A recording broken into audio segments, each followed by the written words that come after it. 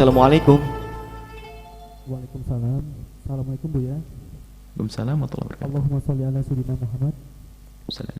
Baik, dengan Bapak siapa dari mana? Saya Wawan dari Padang, Sumatera Barat. Kalau kita bersalawat kepada baginda Nabi Muhammad, lalu dihadiahkan kepada guru, teman baik yang masih hidup ataupun sudah wafat, apakah diperbolehkan seperti halnya mengirim Al-Fatihah? Oh iya Bu ya, misalkan kita mengirimkan Al-Fatihah kepada Nabi Muhammad, sahabat-sahabat, dan orang-orang soleh, serta saudara keluarga kita yang telah wafat, apakah mereka mengetahui bahwa kita mendoakan mereka? Dan apakah doa ini menjadi sebab berkumpulnya kita dengan beliau-beliau orang soleh yang telah wafat di surga nanti? Terima kasih Bu ya, mohon maaf. Assalamualaikum. Waalaikumsalam warahmatullahi wabarakatuh. Itu babnya adalah masalah menghadiahkan pahala. Fatihah dihadiahkan. Sebetulnya tidak harus Fatihah saja, bisa saja yang lainnya. Khatam Quran, khatam Quran, solawat bisa, baca solat 1000 dan sebagainya, lalu diingatkan, ya Allah, sampaikan pahala salawatku kepada siapapun. Apakah boleh untuk Fatihah untuk baginda Nabi SAW? Boleh, Nabi Muhammad adalah mulia, tapi masih bisa terangkat lagi, tidak dilarang. Kemudian tadi apa yang ketiga terakhir? Apa tadi? Ada penting tadi disampaikan. Orang mengetahui. Apakah mengetahui dan sebagainya? Apakah orang meninggal dia mengetahui dan sebagainya? Imam Malik mengatakan bahasanya rohnya orang meninggal dunia itu memang ada tempatnya sendiri, bukan di dalam kubur, itu bukan, ada namanya alam barzah. Kemudian tempatkan, kalau orang kafir ada tempat sendiri, orang beriman.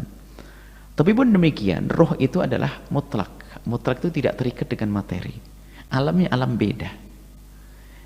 Kalau kita ingin melihat Amerika harus ke sana dulu kan, lihat Saudi harus pergi ke sana dulu. Tapi alam barzah tidak perlu itu semuanya. Jadi melihat, bahkan akan disodorkan, amal kita akan disodorkan, diperlihatkan, ditampakkan, ditunjukkan kepada Allah dan Nabi Muhammad dan orang yang beriman. Jadi mereka melihat, tahu semuanya. Ini dari siapa, tahu semuanya. Tahu dari siapa ini doanya, tahu semuanya.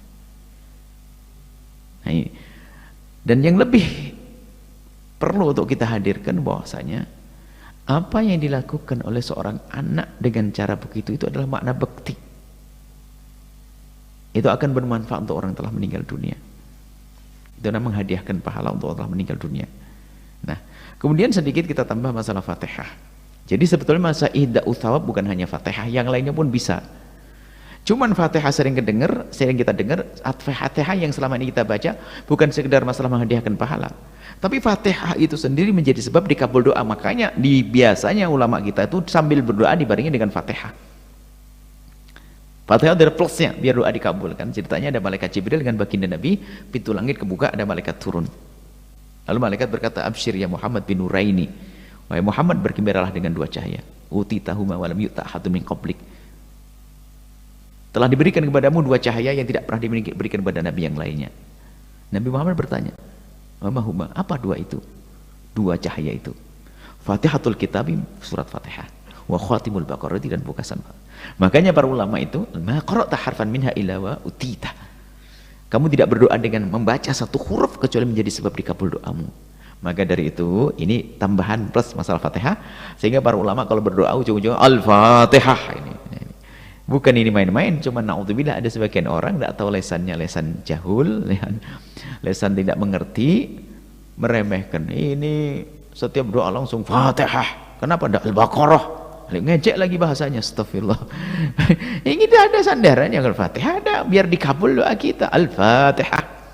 Biarpun kadang-kadang kalau kita ini bukan Al-Fatihah hanya dikabul doa saja, plus agar sampai pahalanya kepada yang meninggal dunia. Seperti itu. Allah alam bisawab.